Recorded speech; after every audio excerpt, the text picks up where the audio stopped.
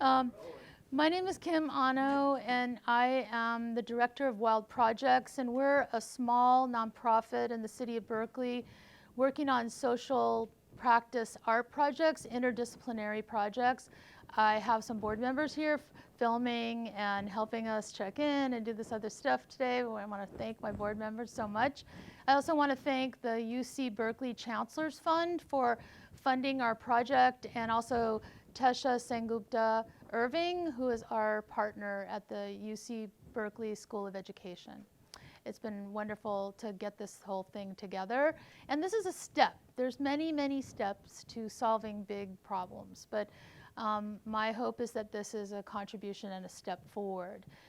I'm really interested in STEAM education, the intersection of arts and culture with the STEM fields, and how that can really be an interesting opportunity to do two things: to address equity issues and to think about how we can understand science and math and technology and the arts mixed together, cultural literacy mixed together. I think that those two things can quite be a powerful force, and I'm really hoping that you guys can think about that with me too. I'm always open to anybody's input and conversation. Please don't hesitate to reach out. And I now would like to introduce Tesha Sengupta Irving. And I want to say she is an associate professor of learning sciences and STEM education here at UC Berkeley. Before I go on, I just want to also say and acknowledge that we're all here teachers. We are all teachers, no matter what level we're teaching, whether it's college, middle school, high school. We're in education to do good for people. And that's a beautiful thing to bring us all together. I just want to say that and acknowledge it. Tesha got her PhD at Stanford in 2009, and she also has a degree in electrical engineering from the University of Illinois at Urbana-Champaign. Her research explores the socio-cultural, disciplinary, and political dimensions of children's mathematics learning. Broadly, her work asks a deceptively simple question: what, in addition to math, do children learn when they learn mathematics?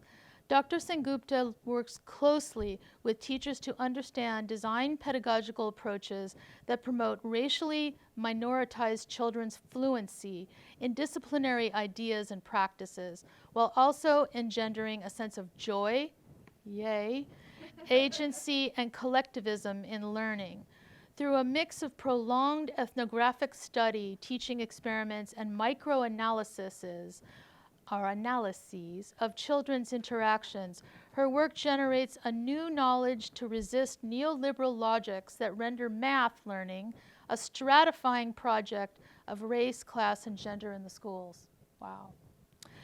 Some of her publications include Prolipsis and Telos, Interpreting Pedagogy and Recovering Imagination in the Mediation of Youth Learning for the Journal of Learning Sciences, Positioning and Positioned Apart, Mathematics Learning as Becoming Undesirable for the Anthropology and Education Quarterly, Radical Reimagining, Problematizing Studies of Math Identities Among Racially Minoritized Youth, and the Journal for Research in Math Education. And then one other I'll just mention called Stories of Garlic, Butter, and Ceviche, Racial, Ideological, Micro-Contestation, and Microaggressions in Secondary STEM Professional Development. So I want to give a big warm welcome to Tesha Sengupta Irving. Thank you. Good morning. It's so funny to be in this giant room where it feels like we should just be in my living room somehow. So let's just pretend for a moment that we are. And though I'm standing behind a podium and a microphone, what we're having is a conversation. And it's a conversation about people who are on the front lines of making public education the best it can possibly be for children. It's from that incredibly humble position that I am so moved by Kim's invitation to speak with you today. I feel a little bit like a fraud standing in the front of the room when in fact I have never been a STEAM education teacher. What I've been is a STEM teacher, as Kim had pointed out, but it's from that standpoint of STEM education that I can wave and say, beware. I have deep skepticism about the bringing together of the arts with STEM. There are feelings that I have about STEM education, even as a STEM professional, where it feels like it's the opposite of the Midas touch. What STEM touches is whatever the opposite of gold might be, at least as we have rendered it in public schools. And so I'm deeply skeptical of what it means to bring artists and community members under the guise of integrated with STEM into the lives of young people. As such, the title of my talk is Troubling the Untroubled Center of STEAM Education, and I'm going to do that by talking about the untroubled center of STEM education first. There are going to be three parts to my talk, as I've suggested to begin. I'll be troubling what I call the untroubled center of math and science education in our schools, particularly in the lives of kids of color. I'm going to try to trace the roots of that untroubled center in STEM education through some historical work around how math ed ever became to anoint itself in our schools as if it is the best and most important of all disciplines.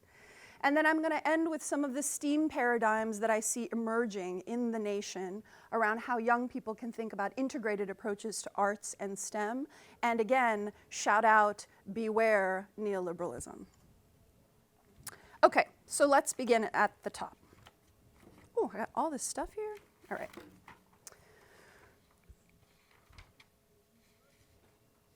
When I was a teacher in Compton, California, one of the best books I ever read was Ronald Takaki's A Different Mirror, A Multicultural History. In it, Takaki cites Adrienne Rich, an American feminist, poet, and writer I'm sure you are familiar with. Never before and never since have I found a passage that more aptly describes the heartbreak that I would like to safeguard children of color from in our classrooms, while also describing the resilience and strength kids of color show us day in and day out, every day in our schools. Rich writes, when those who have power to name and socially construct reality choose not to see you or hear you, when someone with the authority of a teacher, say, describes the world and you are not in it, there is a moment of psychic disequilibrium, as if you looked in the mirror and saw nothing.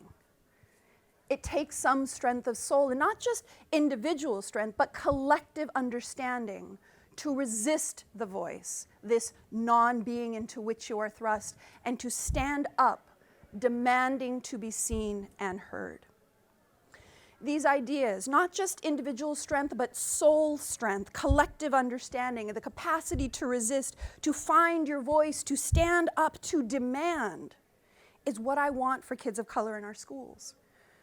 And as I extract every bit of understanding about how to get us there, one math classroom at a time, my work falls into two categories.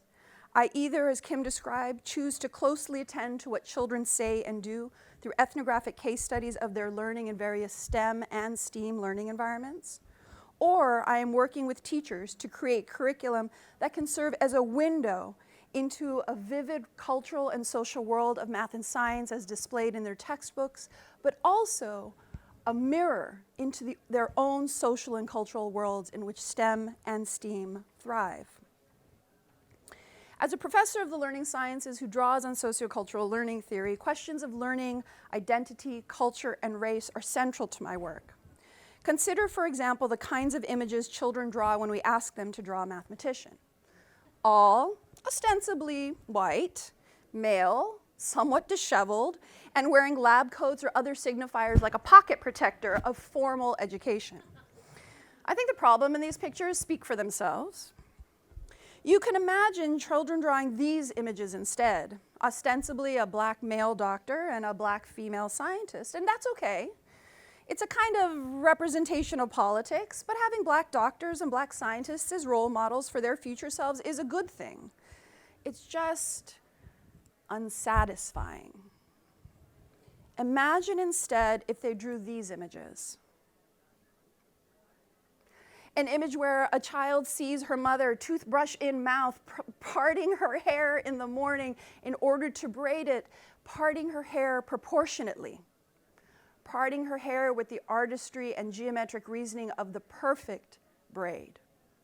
Or imagine this little guy looking up at his father or uncle and hearing in the rhythm and the cadence of his prayer in the masjid the fact that proportions and ratio and fraction are bone deep in the history and practices of his people.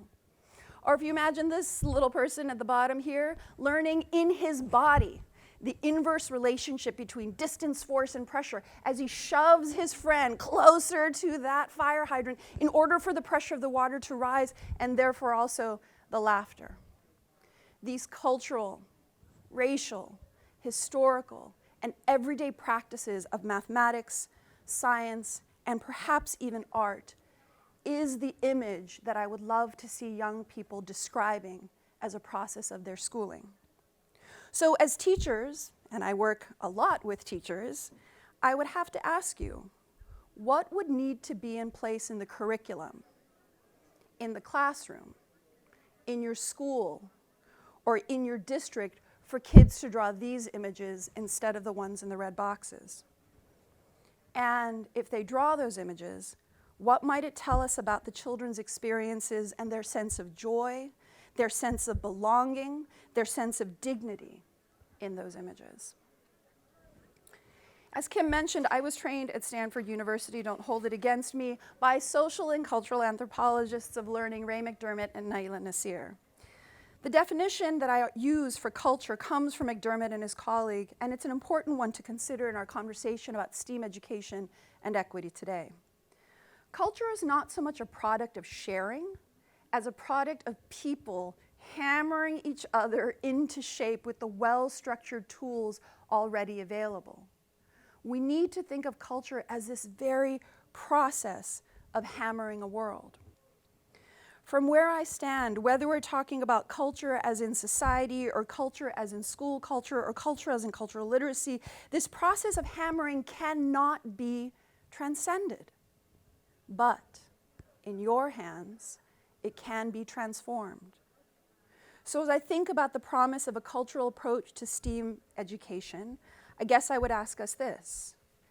If culture is the process of people hammering a world, what does your approach to STEAM education help hammer for our most vulnerable students?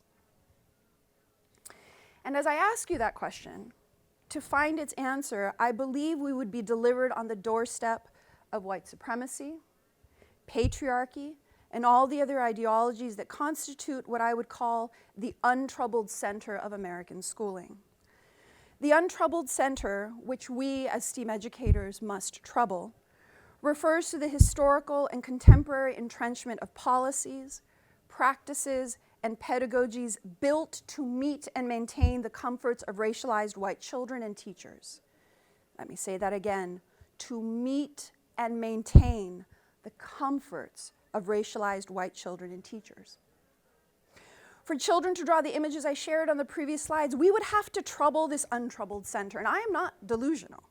I know that whiteness in the curriculum has staying power, but nowhere is it written that what counts as math, what counts as science, what counts as artistry cannot be brought in to encompass the cultural worlds of these children. In troubling the untroubled center, it means that my work starts by identifying how racialized white and Western knowledge and practices permeate what and how we teach kids in schools, as if those ways of knowing and being are universal and of greatest value to them. This leads me to then design anew, to do what Antero Garcia and colleagues at Stanford describe as hacking the classics. In collaboration with teachers, the second thrust of my work involves designing curriculum and pedagogy that engage the cultural and creative interests, knowledge, practices, and values of minoritized youth, knowing it's not a conjecture, it's not hypothetical, I don't need to prove it. I know that it has value for their disciplinary learning. So as we think about troubling the untroubled center, it probably makes sense to take a step back and look at the history of how STEM education itself has always been a product of the untroubled center. Since the launch of Sputnik in 1957, mathematics education has been a process and product of US global, economic, and military domination as we entered the great space race. This explains why economic logic, neoliberalism, is always brought to bear on understanding the social life of children in mathematics classrooms. The need for America's global supremacy in politics, economics, and military is not unlike the need in our schools to make children compete so that we can name winners and losers, honors and remedial, able from disabled, white from black, American from immigrant. Given the history of racism in America, some describe this as neoliberalism, but Melamed and I would say it is racial capitalism. It is perhaps unsurprising, therefore, that I cannot look to the history of mathematics itself for a new way forward for children of color. I turn instead to Dr. King's 1967 Riverside Church speech on the Vietnam War, in which he called for a revolution of values. He wanted us to move from a thing-oriented society to a person-oriented society by upending the triples of racism, materialism, and militarism in our society. King called for a democracy where kindness, collectivity, and social altruism matter more than property rights and profit. Can our approach to STEAM education reorient toward King's values? Can we help children see that the priority in their learning is not to make the nation great again? To do that, we may want to study the ways in which this public discourse of neoliberalism has shadowed STEM education. Public discourses in schools and society, and this is my point here as to the heartbreak of STEM education, seek to imply that if we just stem up racially minoritized youth as human capital with the promise of political, economic, and social enfranchisement, they will gain something from that. But we know as teachers that is malnourished, it is insufficient, and it is a logic unworthy of those children. As educators, we have to see the limits of neoliberalism or racial capitalism in serving the needs of minoritized children and families and resist its use as what rationalizes STEAM education in children's lives. The images of STEAM education you see from a simple Google image search certainly should give us pause and warrant to ask the question, is STEAM education destined to be old wine in a new bottle? If it isn't clear yet, my concern and worry is the slippage for teachers from STEAM to STEM education if they are not supported to focus on its benefits apart from STEM education. And in that sense, it could be its own undoing in our schools. STEAM is supposed to be distinguished from STEM by the integration of arts and artistry. I need not tell you this. It is meant to be a recuperation of creativity and self-expression that is otherwise perceived to be lost in traditional STEM curriculum. By integration of the arts, we mean teaching of the artistic form through the inclusion and involvement of community partners, artists, designers, elders, and others. Proliferation of commercially available STEAM curriculum, I don't know if you've ever checked them out on Amazon, in the public marketplace are increasingly exactly what you see from company partnerships like Discovery Education, who are making a big profit on K-12 schools by selling them STEAM education programs. All of the packaged or textbook STEAM curricula that I have seen are designed for any learner, anywhere, which is precisely the opposite of the specificity with which we must bring care to the cultural literacy and practices of the children we serve. It is, in fact, going to be our undoing. That brings me then to three possible paradigms for STEAM education as just one way to cut through the various ways people are making sense of STEAM in our world. Each of these paradigms, and I'll name them as we go, have an underlying logic. That underlying logic, that ideological substrate, gives rise to how we would organize learning in our classrooms and the telos, or the directionality of that learning, what we're hoping and imagining children will be and become. I need not say much more about this, but there is, of course, neoliberal STEAM education available on Amazon for just $19.99, in which it promises that your child could someday be a STEM, or they forget, STEAM, I think they mean, professional or entrepreneur. A second logic, which is one that I think we are knocking on the doors of quite a bit in progressive cities across the United States, is a critical or cultural approach to STEAM education. Although still based in the Western canon, it is more community engaged than than neoliberal practices, and it often involves children's cultural or socio-political analysis of issues in their community. So yes, maybe they'll be a STEM or STEAM professional someday, but they may also be a change agent, and they may also be a social entrepreneur. The third paradigm of STEAM education, which is only emerging now, is what I would refer to as Black futurity STEAM. It is a logic grounded in Black liberation. It involves a diversified canon, not just the Western white tradition.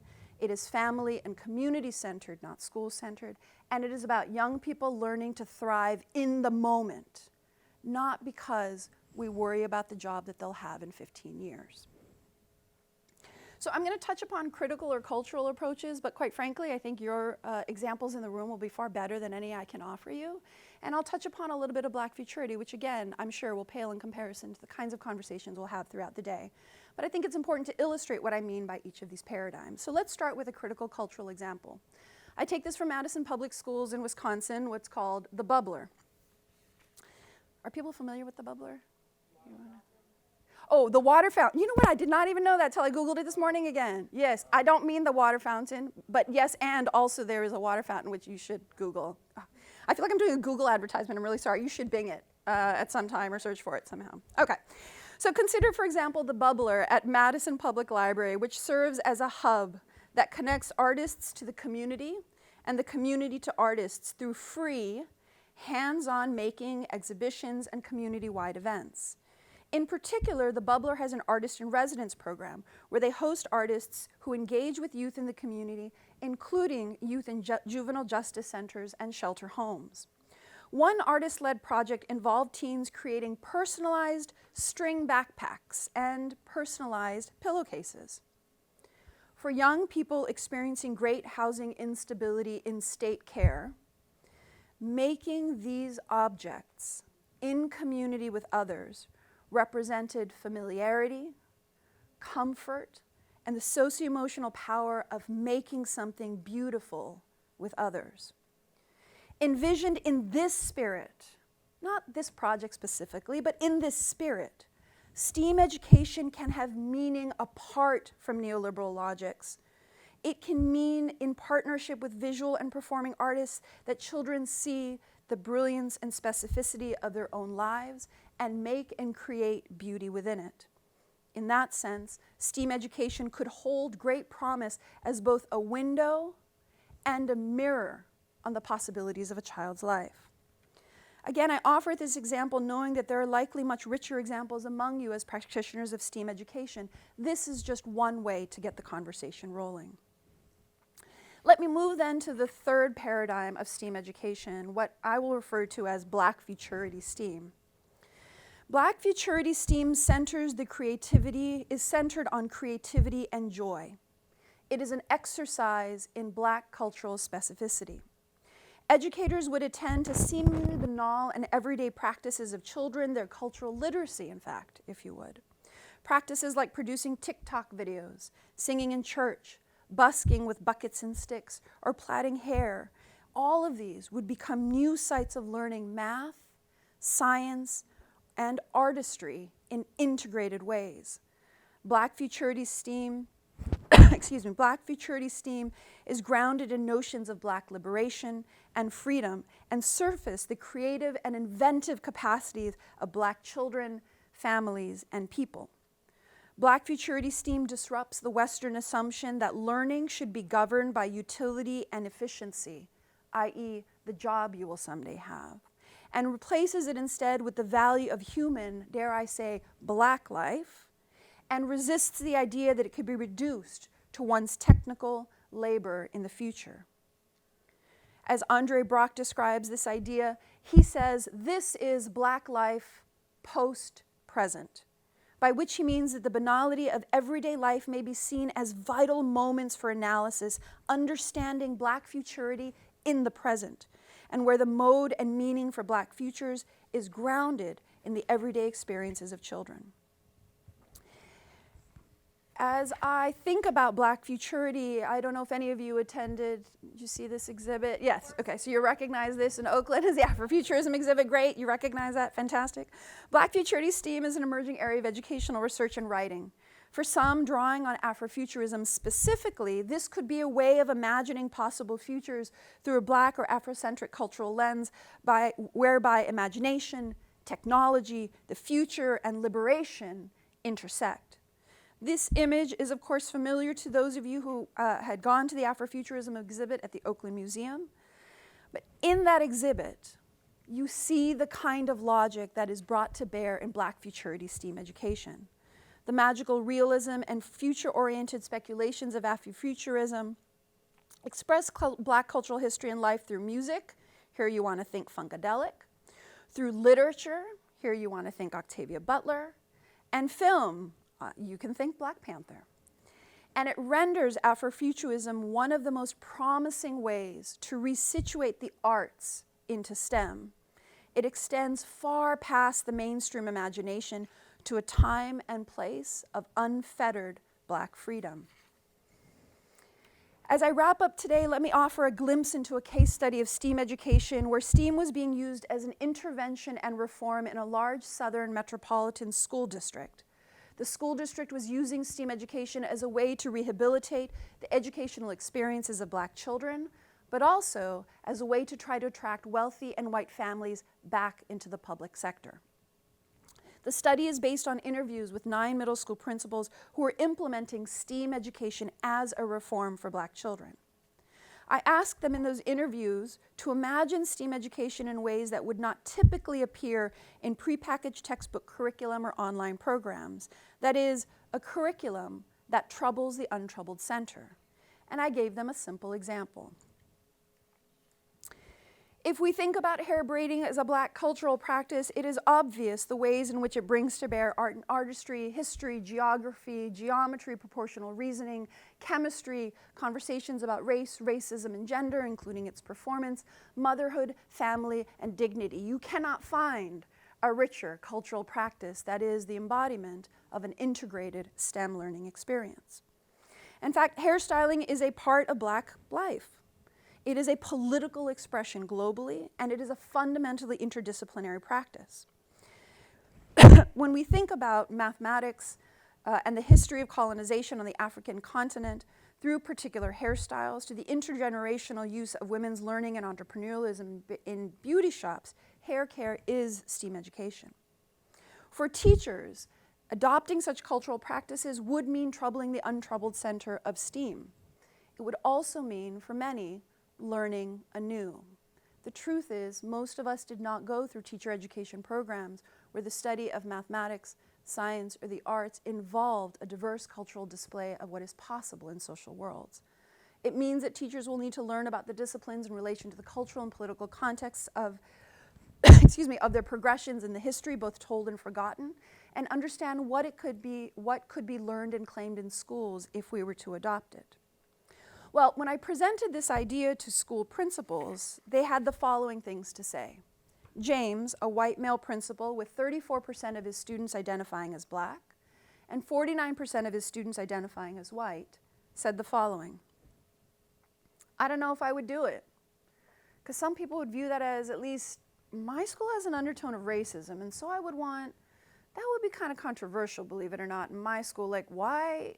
Or I don't want the Black families to feel like, why are you doing this with our braids? You know, it's our culture or something. I don't know. So that might be a little controversial. In contrast, Walker, a Black male principal whose school was 89% identified as African American or Black and 4% white, but was also among the lowest 5% of middle schools in the state, said, "That's beautiful. I love that. It makes sense. That would work perfectly probably in my building because that's where my folks, that's what they understand. I mean, I don't see nothing wrong with that basically, you know? Provokes thought too. You have to do those type of things these days because a lot of kids don't see themselves in that history and understand that part. Again, it's always a negative connotation associated with braiding and all of that type. So What we should notice in the words of these principles is the way James concedes the untroubled center. That is, he offers a set of decisions that meet and maintain the comfort of white children, their families, and their teachers, while forsaking the 34% of black families in his schools, suggesting they would be offended or even appalled at the idea that black cultural life has a place in school learning. We should also notice Walker recognizes the value of troubling the untroubled center, and I would resist suggesting that it's an easy position for him as a black man to take in a black majority school, because as most of us know in low-performing districts, that is when they scrutinize you most carefully and closely. That is when the degrees of freedom come down to 0. My point here is that STEAM curriculum that takes the cultural life of black children or other racially minoritized students into account is fraught with the politics of adults. It is my hope that in a conference like the one today, we will find community and like-minded partners who would not bat an eyelash at the idea that the cultural life of Bay Area youth is a right and righteous starting point for the design of formal education in our schools. If I'm going to offer these paradigms and I'm going to talk about troubling the untroubled center, it only seems appropriate then that I should offer a new center. This could be the center of public education. If it were, I would submit that this new center must start from the creative and inventive capacities of black and racially minoritized children and their cultural life in ways that reframe learning as joy, as dignity, as action, as resilience. After all, anti-black racism is not simply racism against black people. Rather, anti-blackness refers to a broader antagonistic relationship between blackness and even the possibility of humanity. So by virtue of the untroubled center, if I can demonstrate that black children perform at the levels of their white counterparts, I am deeply unsatisfied. It is the excoriation of the untroubled center and the replacement of a new center that I seek in our schools. So let me close then as we imagine together a practice of STEAM education that is art, artistry, and disciplinary, and newly made through the cultural literacies of our students. That is not impossible to imagine, nor is it fanciful. As Princeton professor of African American Studies Ruha Benjamin argued, what we're after is not escapism, but a kind of visionary realism that holds in tension the deep injustices that are etched into the contemporary landscape with an unapologetic, some call it crunk, commitment to creating something different, more just and more joyous for ourselves and for our children's children. With that, I thank you for your time today, and I greatly appreciate the opportunity to speak with you.